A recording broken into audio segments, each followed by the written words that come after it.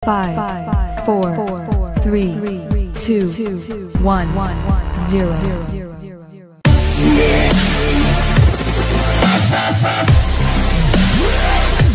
Warahmatullahi wabarakatuh.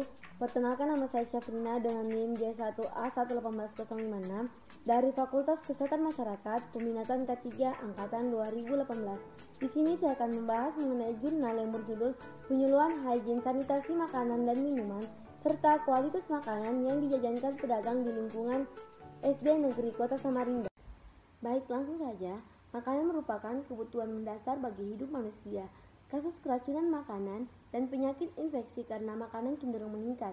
Hasil laporan tahunan Balai POM Kota Samarinda, dari 268 kasus keracunan disebabkan karena keracunan makanan dan minuman sebanyak 107 kasus. Anak-anak sering menjadi korban dalam penyakit tersebut. Salah satu penyebabnya adalah karena tidak memperhatikan kebersihan perorangan dan lingkungannya dalam proses pengolahan makanan.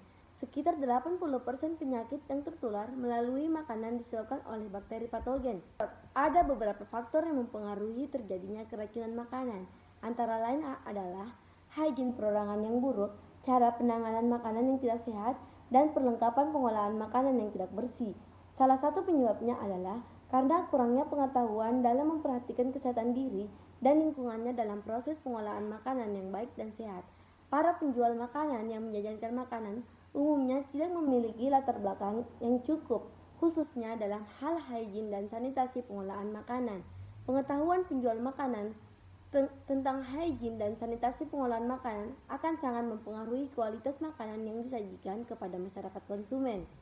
Berdasarkan data dari Dinas Kesehatan Kota Samarinda, bahwa Puskesmas Sekiri, penyakit diare menduduki 3 besar dalam 10 besar penyakit di wilayah Puskesmas Kota Samarinda setelah Pelaran dan Timinung.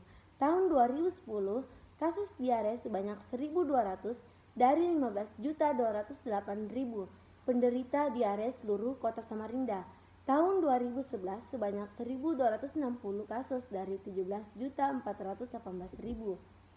Metode yang digunakan dalam jurnal ini yaitu jenis penelitian pre-eksperimen dengan Dewan Group Pro-Test, Post-Test Design. Populasinya adalah seluruh pedagang makanan yang menjajankan makanannya di lingkungan SD Negeri Favorit Kota Samarinda. Teknik pengambilan sampelnya total sampling, sedangkan teknik pengambilan sampel makanannya secara purposive sampling dengan pertimbangan tertentu, yaitu setiap pedagang diambil satu sampel makanan pokok yang dijajankan dan yang paling digemari anak sekolah, serta berpotensi terkontaminasi bakteri E. coli seperti makanan berprotein tinggi. Pengambilan data dilakukan dengan wawancara dan observasi dengan menggunakan kuesioner serta pengukuran kualitas makanan dengan pemeriksaan sampel makanan secara mikrobiologis, diperiksa di Laboratorium Kesehatan Kota Samarinda. Hasil penelitian menunjukkan karakteristik responden berdasarkan jenis kelamin terbanyak 58% berjenis kelamin laki-laki, sedangkan untuk tingkat pendidikan responden hampir setengahnya adalah SMA sebanyak 33,3%. Variabel umur, skor pengetahuan dan praktik hygiene sanitasi makanan dan minuman sebelum dan sesudah diberi penyuluhan, lama berdagang, dan penghasilan per bulan. Faktor-faktor yang mempengaruhi tumbuh kembangnya bakteri yaitu temperatur yang sesuai untuk tumbuhnya bakteri yang menimbulkan penyakit atau patogen secara cepat ialah pada suhu 100 derajat Celcius sampai 600 derajat Celcius. Dengan merebus atau memanaskan sampai mendidih selama beberapa menit, bakteri akan mati.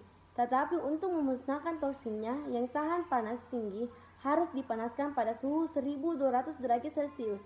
Menyimpan makanan pada suhu rendah minimal 70 derajat Celcius bukan berarti bakteri akan mati, melainkan hanya membuat bakteri tersebut non-aktif. Bila temperatur yang diperlukan untuk tumbuhnya bakteri tersebut memungkinkan akan aktif kembali, dalam pertumbuhannya bakteri memerlukan air.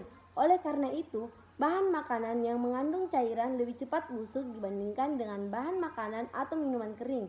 Setiap 20 menit, bakteri akan berkembang. Oleh karena itu, dalam jangka 5-6 jam, berjuta-juta bakteri akan tumbuh.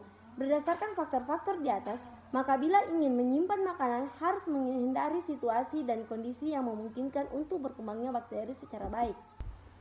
Demikianlah berdasarkan dari jurnal tersebut, dapat ditarik kesimpulan bahwa tingkat pengetahuan pedagang sebelum penyuluhan sebagian besar tingkat pengetahuan kurang sebanyak 45,8%, dengan rata-rata skor 45. Sesudah penyuluhan, tingkat pengetahuannya sebagian besar sudah cukup sebanyak 54,2% dengan rata-rata skor 71. Praktik hygiene sanitasi pedagang sebelum penyuluhan sebagian besar 58,3% dengan rata-rata skor 65. Sesudah penyuluhan sebagian besar 54,2% dengan rata-rata skor 75.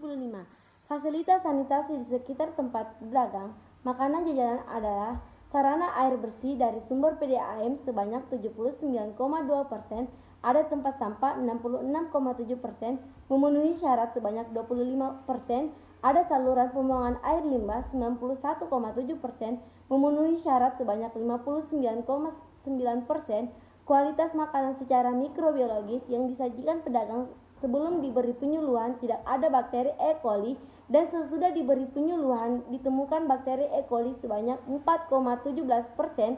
Ada perbedaan antara pengetahuan praktik hygiene sebelum dan sesudah penyuluhan. Tidak ada hubungan antara pengetahuan praktik hygiene sebelum dan sesudah penyuluhan dengan kualitas makanan secara mikrobiologis. Demikianlah hasil pembahasan kami, semoga bermanfaat bagi kita semua. Lebih dan kurangnya mohon dimaafkan. Wabillahi taufiq wal hidayah. Wassalamualaikum warahmatullahi wabarakatuh.